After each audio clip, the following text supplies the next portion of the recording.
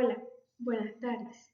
En el día de hoy estaremos hablando sobre el taller número 2 titulado Troncoencéfalo y Diencéfalo, a cargo de mi persona, Jimena Paola Arteaga Arteaga, de la carrera de Psicología y actualmente curso tercer semestre, bajo la asignatura Bioevolución 3, a cargo de nuestro profesor Oscar Erazo.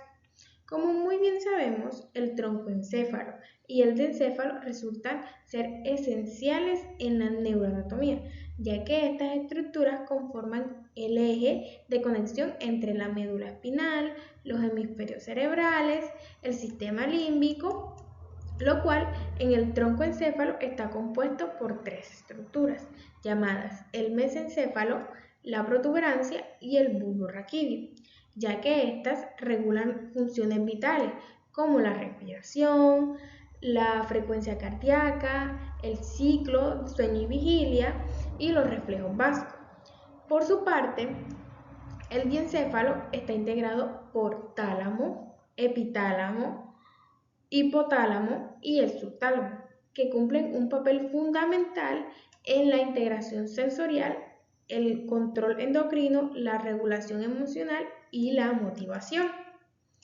Comprender la neuroanatomía y la funcionalidad de estas regiones, así como sus alteraciones, permite relacionar el funcionamiento cerebral con problemas neurológicos y psicológicos, obviamente destacando la importancia tanto en la clínica como en la investigación académica.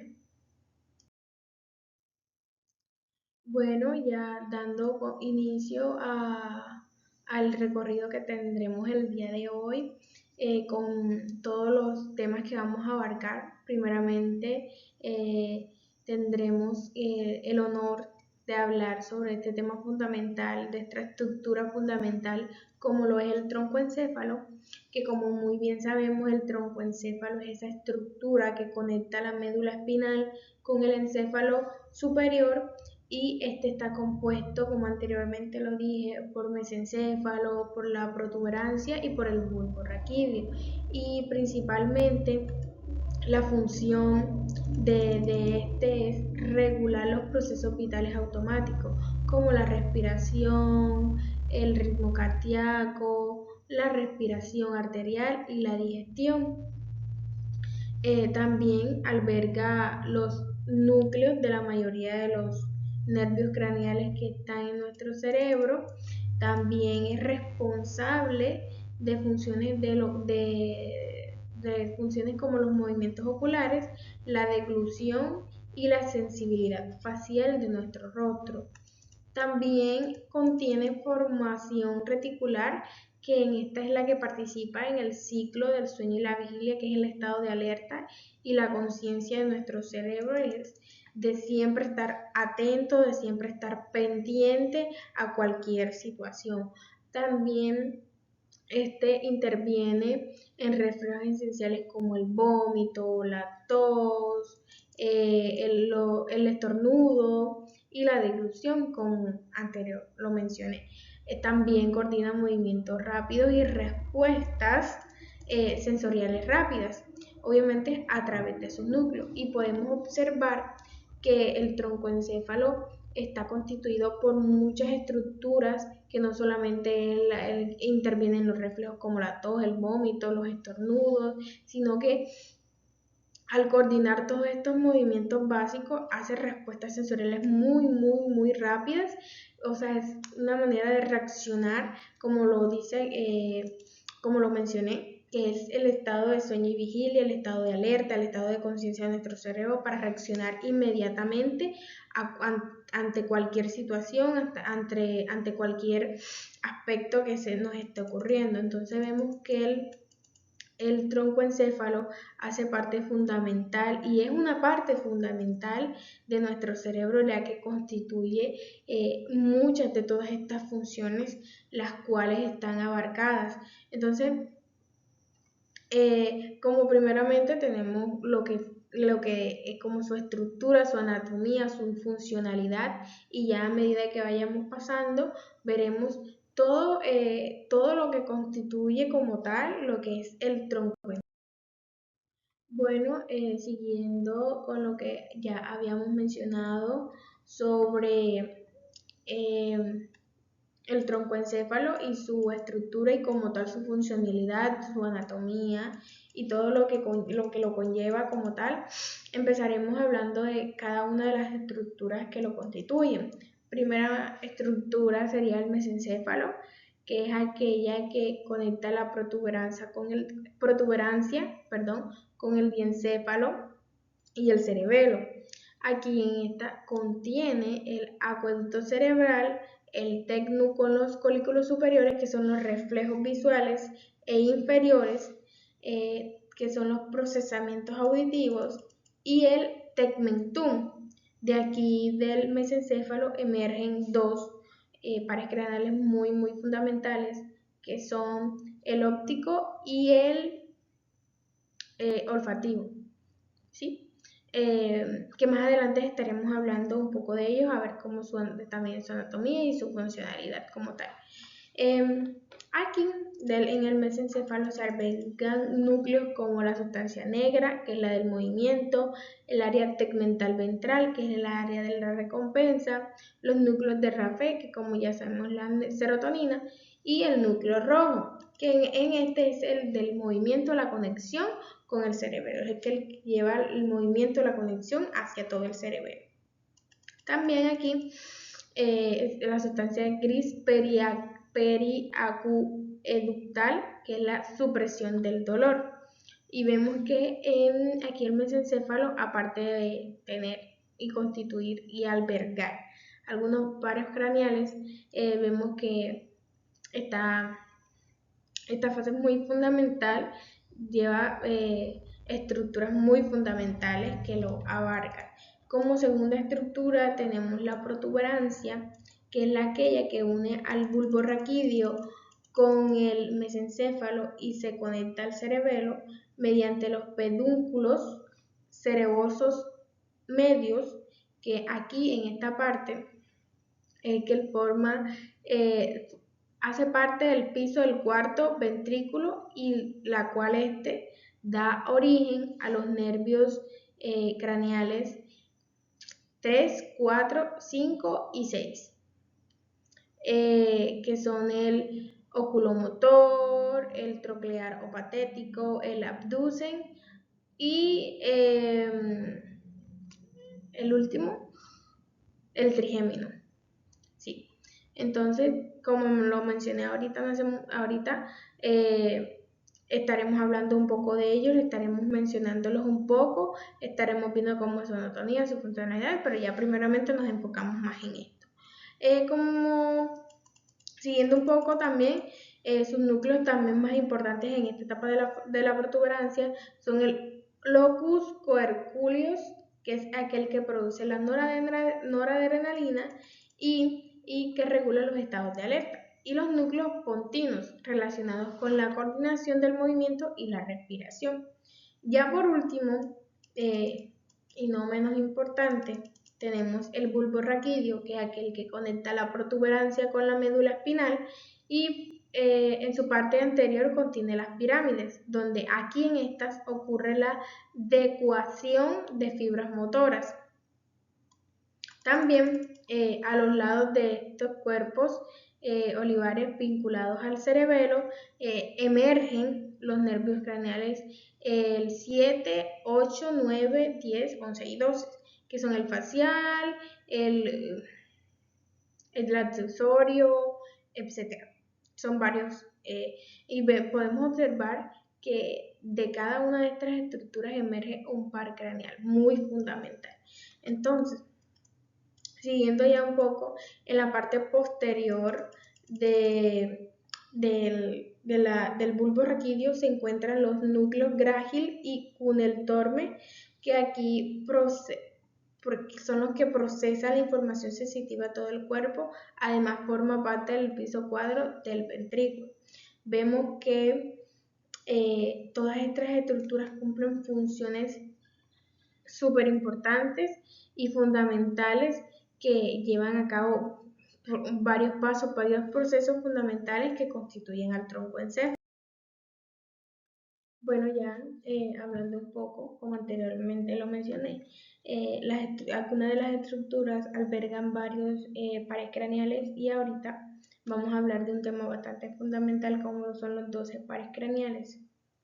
Como podemos observar en la imagen, vemos que están enumerados en números romanos, son un conjunto de 12 nervios que se originan directamente del troncoencéfalo y que a diferencia de los nervios espinales que nacen de la médula espinal, se encuentran enumerados como lo mencioné en números romanos y principalmente los pares craneales siguen un orden en su aparición, desde la parte anterior del troncoencéfalo hasta el bulbo raquídeo. Estas estructuras son bastante fundamentales en la neuroanatomía, ya que estas constituyen vías esenciales como la comunicación, la comunicación entre el sistema nervioso central y directamente regiones periféricas del cuerpo, principalmente de la cabeza al cuello. Aunque algunos también llegan a los órganos, el tórax o el abdomen. El estudio principal de estos pares craneales resulta bastante indispensable, ya que participan en funciones básicas de la vida de relación, como el habla, la visión, la audición, la masticación, la expresión facial. Además, también intervienen en funciones vegetativas que aseguran la supervivencia como la respiración, la regulación del ritmo cardíaco y los procesos digestivos. Bueno, siguiendo con los pares craneales, que como muy bien sabemos son parte fundamental. En la diapositiva anterior estuvimos hablando un poquito de ellos, pero ahora vamos a estar hablando de cada uno de ellos, cuál es su utilidad, cuál es su función y de dónde, si son sensoriales, motores o son mixtos. Como principalmente tenemos el nervio olfatorio, que este es totalmente sensorial. Este se origina en el mesencéfalo y tiene su punto de entrada en la mucosa nasal, donde sus fibras atraviesan la lámina fibrosa del hueso etmoides y llega al bulbo olfatorio. Aquí este nervio totalmente y exclusivamente sensitivo y su utilidad principal radica en transmitir la información relacionada con el sentido del olfato, con lo cual, como bien sabemos, es muy indispensable para recibir aromas y en gran medida para disfrutar del olor de nuestros alimentos. Porque nosotros para comer necesitamos oler la comida. Es lo que para cuando vemos que una comida nos gusta es principalmente por su olor. Como segundo tenemos el nervio óptico, que este se origina en el mesencéfalo igual que el primer par craneal, donde sus fibras forman el nervio que pasa por el quiasma óptico y sigue por el tracto óptico hasta llegar al tálamo. De aquí, la información visual se dirige hasta la corteza occipital y su función es totalmente sensitiva. Y su utilidad consiste en transmitir la información visual que nos permite obviamente distinguir colores, formas, tamaños, la distancia, el movimiento, lo cual lo hace una base para la visión consciente. Siguiendo con otro par craneal tenemos el oculomotor, que este se origina en la protuberancia a nivel del colúculo superior. Este posee núcleos motores y parasimpáticos, lo cual lo permite inervar la mayoría de los músculos extraoculares, como el recto superior, el recto inferior, el recto medial y el oblículo inferior. Además del músculo elevador del párpado superior de nuestro ojo. Asimismo, controla la contracción pupilar y la acomodación del cristalino mediante el núcleo Edinger y Wexford. Si lo mencioné mal, me disculpa, profe. Su función principal es motora y parasimpática, lo cual lo hace muy útil para realizar los movimientos oculares finos y mantener enfocada la visión y permanecer la reacción de la pupila totalmente a la luz. Como siguiente tenemos el nervio troclear o patético, también mencionado, se origina principalmente en la protuberancia, pero a nivel del colículo inferior.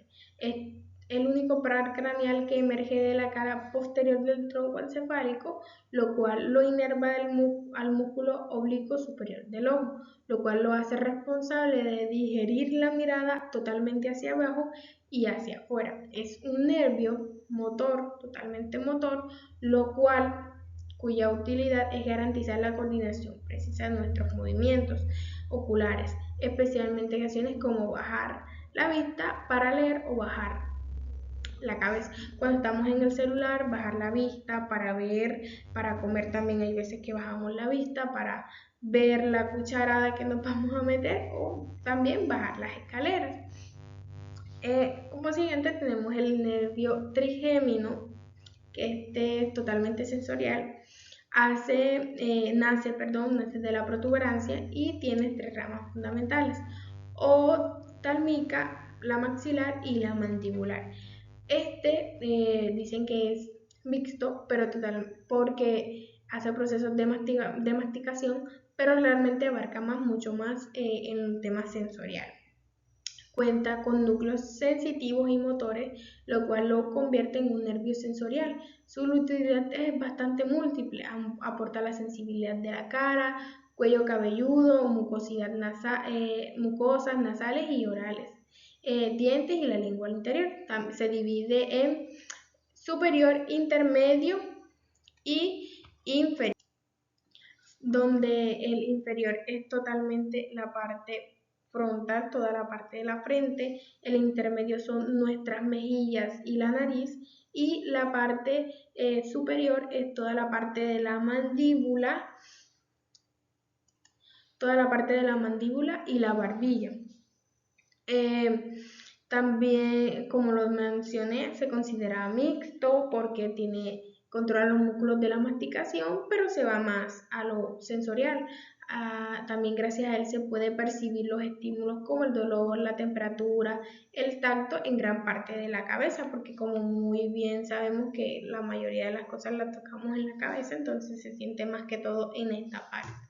Como siguiente tenemos el abducen, que se origina en la protuberancia en el surco bulboprotuberancial, que inerva únicamente al recto lateral del ojo. Este es totalmente motor y su función principal es el movimiento abducción, o sea, es decir, la mirada hacia afuera, lo cual este movimiento lo hace totalmente esencial para la visión binocular y la coordinación de ambos ojos. O sea, en pocas palabras, como el control de la mirada, es nuestro control de la mirada. Como siguiente tenemos el nervio facial.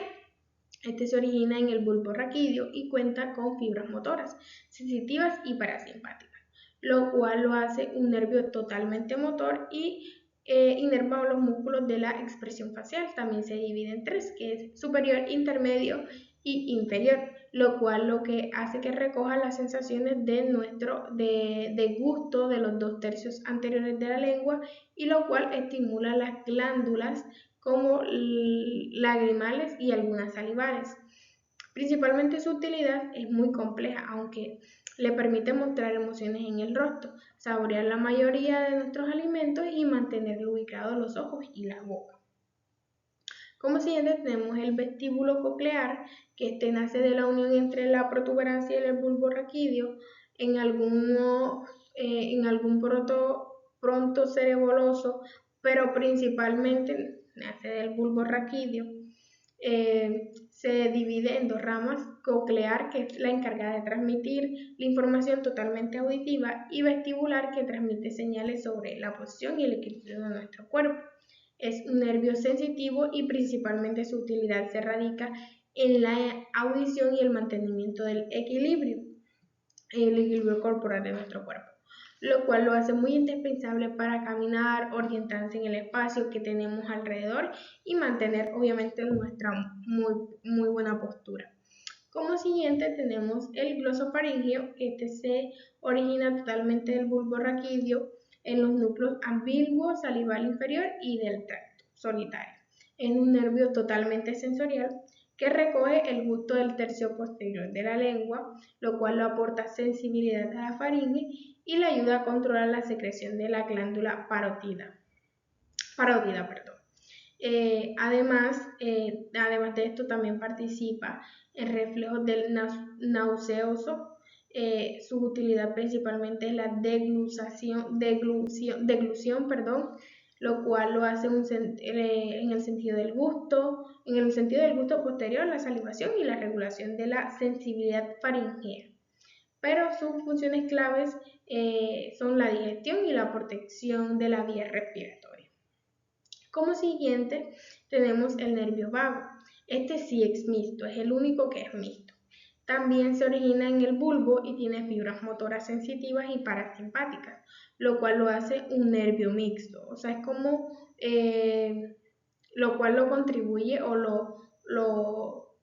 todas nuestras áreas viscerales de nuestro cuerpo, lo que son la laringe, la tráquea, el esófago, el corazón, los pulmones y las vísceras abdominales. Su utilidad principalmente también es muy amplia. Interviene la fonación, la deglución, el control de la frecuencia cardíaca, la respiración y los movimientos digestivos. También, además, contribuye en el reflejo nauseoso y refleja gran parte del sistema parasimpático visceral. Como siguiente tenemos el accesorio. Este tiene un origen doble en el bulbo raquídeo. Es un nervio motor que inerva el músculo esternocleidomastoideo y trapecio. O sea, mueve esos dos músculos, o sea, para el movimiento de nuestra cabeza. Nuestra cabeza, el cuello y los hombros. Para girar la cabeza y elevar los hombros. Girar nuestra cabeza y elevar los hombros. Y como por último tenemos el hipogloso. Este se origina en el bulbo raquídeo y en el nervio hipogloso. Es un nervio totalmente motor que inerva los músculos de la lengua, tanto intrínsecos como extrínsecos. Su utilidad obviamente radica en controlar totalmente los movimientos de la lengua necesarios para hablar, articular palabras, masticar y digerir. Y como muy bien sabemos, en conclusión, para concluir todo esto de los pares craneales o los nervios craneales, constituyen un sistema bastante complejo y altamente especializado. Vemos que integra la sensibilidad, el movimiento, el control vegetativo de gran parte de nuestro cuerpo, y su estudio en la neuroanatomía nos permite obviamente comprender cómo coordinan funciones tan evidencias como leer, oler, escuchar, mover los ojos, sonreír, las expresiones faciales, masticar, tragar, hablar y hasta mantener la vida de nosotros mismos mediante el control de nuestro corazón y la respiración. La luceación del ritmo cardíaco y los procesos digestivos. Entonces podemos ver que cada uno de estos pares craneales está constituido por un rol específico. Cada uno tiene un rol específico que lo destaca. Bueno, siguiendo con este tema de los pares craneales, ahora podemos observar que estaremos viendo patologías y problemas psicológicos que pueden existir en los pares craneales. En cada uno de ellos, como bien sabemos que son 12. Como primero tenemos el nervio olfatorio. Como patología tenemos la anosmia, que es la pérdida del olfato por traumatismo o infección viral. Esto puede causar un problema psicológico como depresión y ansiedad. Puede ser por pérdida de disfrute de olores y sabores y la disminución de motivación y aislamiento social. Como segundo tenemos el nervio óptico. Esta patología se llamaría neuropatía óptica, que aquí es como una ceguera parcial o total. Lo que aquí el problema psicológico que podría causar es ansiedad, tristeza profunda y depresión. Obviamente por la pérdida de la autonomía, miedo al futuro y dificultades de adaptación por la ceguera parcial. Como tercero, en el nervio oculomotor tenemos la parálisis del tercer par, ptosis palpebral diplopia. Es aquella que su problema psicológico es la inseguridad y frustración y ansiedad social por alteraciones visuales o dificultades en la orientación espacial de tu entorno. Como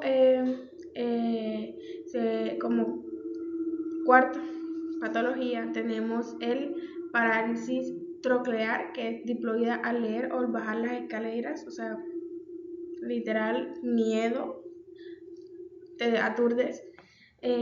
Su problema psicológico sería la fatiga visual, ansiedad, estrés y baja autoestima por limitaciones en actividades cotidianas. Como siguiente tenemos el nervio trigémino, que es la neuralgia del trigémino, que se llama dolor facial crónico e intenso. En su problema psicológico varía en la ansiedad severa, depresión mayor, desesperación y riesgo en la ideación suicida debido al dolor extremo. Como siguiente tenemos la parálisis del sexto par, diplopia lateral. Aquí en esta, la inseguridad y la ansiedad social por la dificultad de mantener contacto visual en la comunicación. Tienes esa dificultad de que estás hablando con otra persona y no puedes mantener completamente tu contacto visual con ella. Como siguiente tenemos la parálisis del Bell, que es la pérdida de la simetría facial. En esta la ansiedad puede contribuir en la depresión y el miedo al rechazo por la alteración de la depresión emocional, y la interacción social puede verse afectado, la patología y el proceso psicológico. Como siguiente tenemos el vértigo crónico o hipoacusia neurosensorial, que es aquella que puede generar ansiedad generalizada, ataques de pánico y depresión por dificultades de comunicación y aislamiento social. Como siguiente tenemos la neuralgia glosofaringea. Aquí es donde el dolor en lengua y faringe. Aquí puede generar ansiedad anticipatoria, miedo a comer, a hablar y a síntomas depresivos como restricciones sociales. Aquí ya en el décimo tenemos la disfagia y disfonía por lesión vagal. Aquí está la ansiedad, depresión, estrés crónico por dificultad en comunicación y alimentación, asociado también al trastorno de ansiedad y TPT. Siguiendo ya con el 11, la parálisis del par 11, debilidad en cuello y hombros.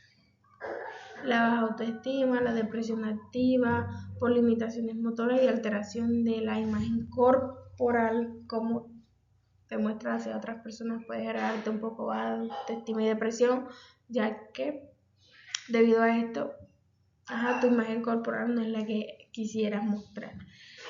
Y por último tenemos la parálisis lingual del nervio hipogloso, que es disartria y disfagia, vergüenza, aislamiento, ansiedad social y depresión al afectar la comunicación y la alimentación.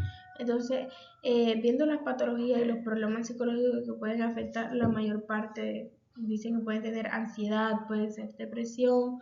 Entonces podemos observar que son los campos que más se abordan y que son los que más se ven afectados en las patologías y los problemas psicológicos. Vemos que al ser afectado alguno de estos pares craneales se ve afectado alguna área específica o fundamental, tanto emocional como física de tu cuerpo. Bueno, me disculpa, tengo un poquito de alergia. Siguiendo ya con el otro tema fundamental, como bien sabemos que es el diencéfalo. Principalmente vemos que el diencéfalo es una región central del encéfalo que está situada entre el tronco encéfalo y los hemisferios cerebrales, que rodea el tercer ventrículo. Él está compuesto por tálamo, que es el encargado de relevar información sensorial y motora, el hipotálamo, que regula la homeostasis y controla el sistema endocrino y autónomo, el epitálamo, que mediante la glándula pineal produce melatonina y regula ritmos circadianos, y el subtálamo, que participa en el control motor junto con los ganglios basales. Y también interviene en la atención, en la percepción, en la percepción consciente, la regulación emocional, la motivación y la memoria. Su estructura está relacionada también con patologías como la esquizofrenia, la depresión, la ansiedad y el trastorno de sueño. Entonces vemos que el diencéfalo está muy relacionado. Tiene áreas muy fundamentales, como igual con el troncoencéfalo, tienen como sus áreas específicas, sus áreas fundamentales en las que se pueden destacar, en las que son sus funciones adecuadas y eficaces. Bueno, siguiendo con lo del tema del diencéfalo, ahora podemos encontrar las siguientes estructuras. Como lo podemos ver, estructuras que se encuentran en el diencéfalo. Tenemos como primero el tálamo, que es una masa, una sustancia gris del diencéfalo que funciona como estación de relevo de la información sensorial, excepto la olfativa. Participa en la conciencia, la atención, la memoria de trabajo y la vigilia, como lo podemos observar en el contenido que vemos en la diapositiva. Es aquel que, como lo observamos, está en la atención, en la vigilia, en la memoria de trabajo, en que participa en funciones esenciales. También observamos el epitálamo, que está al ladito del tálamo en la diapositiva, y está compuesto por glándula pineal y los núcleos avenulares, que son los que regulan los ritmos cardíacos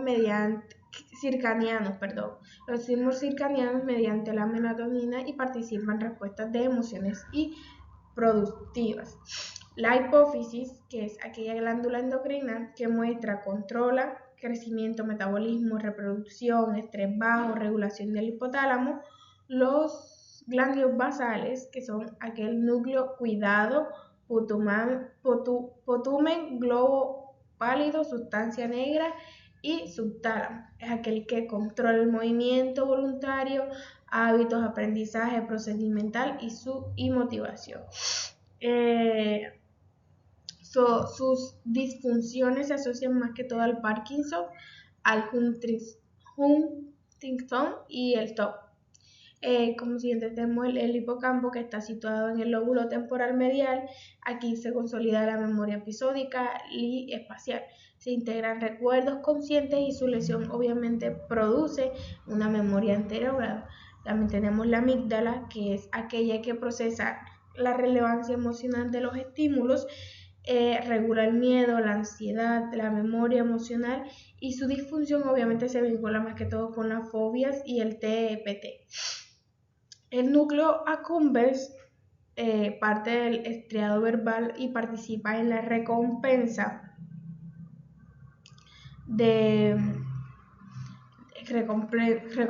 placer y la motivación. Este se relaciona más que todo con adicciones y la depresión.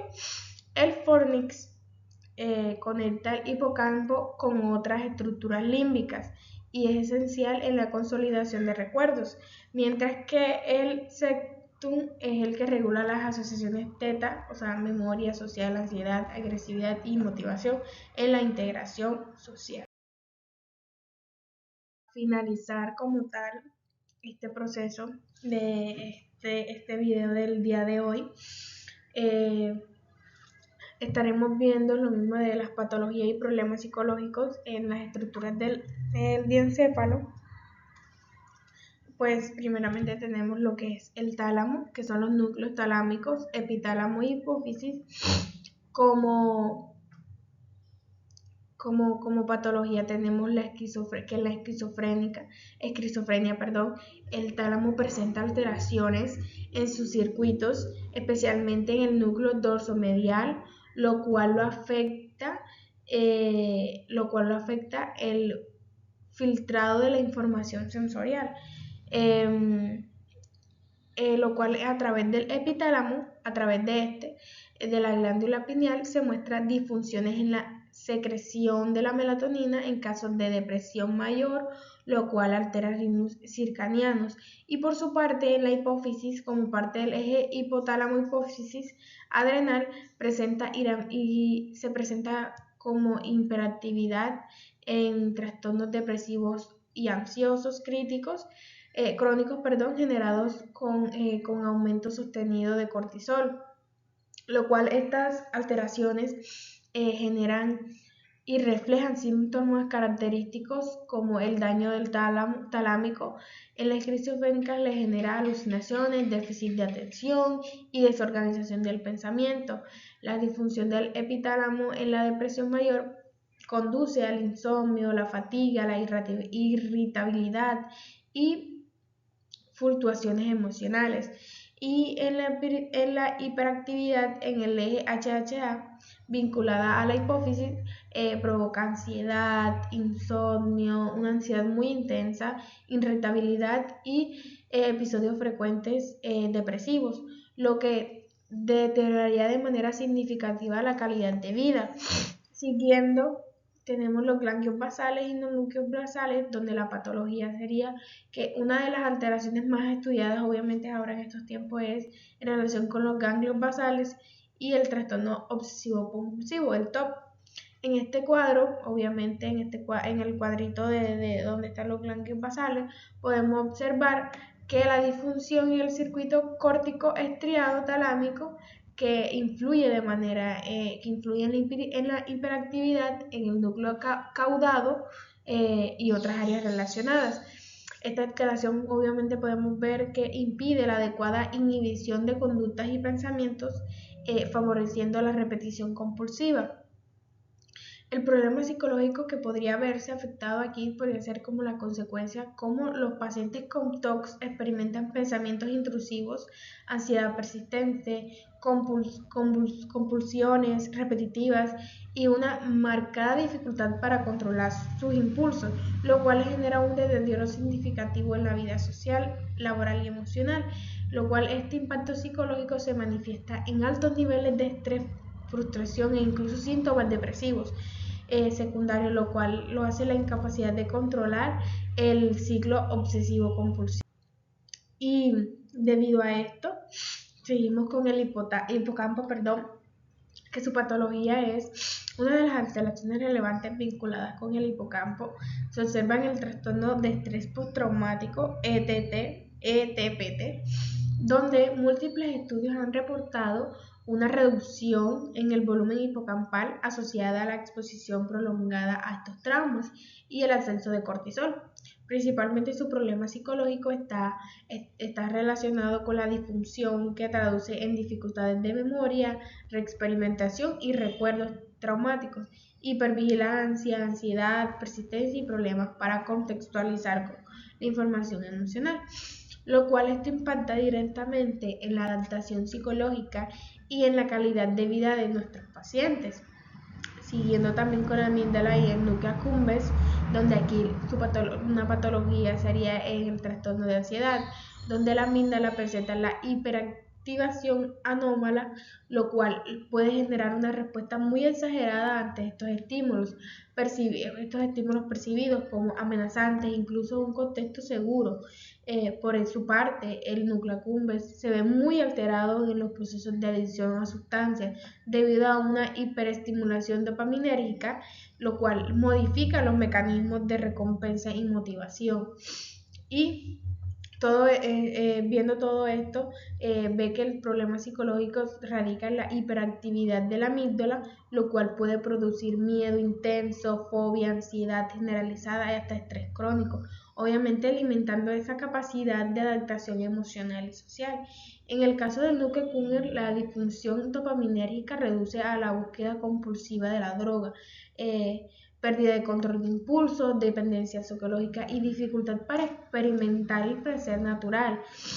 Algunos de estos factores que refuerzan la vulnerabilidad a recaídas y generar un deterioro en el bienestar emocional.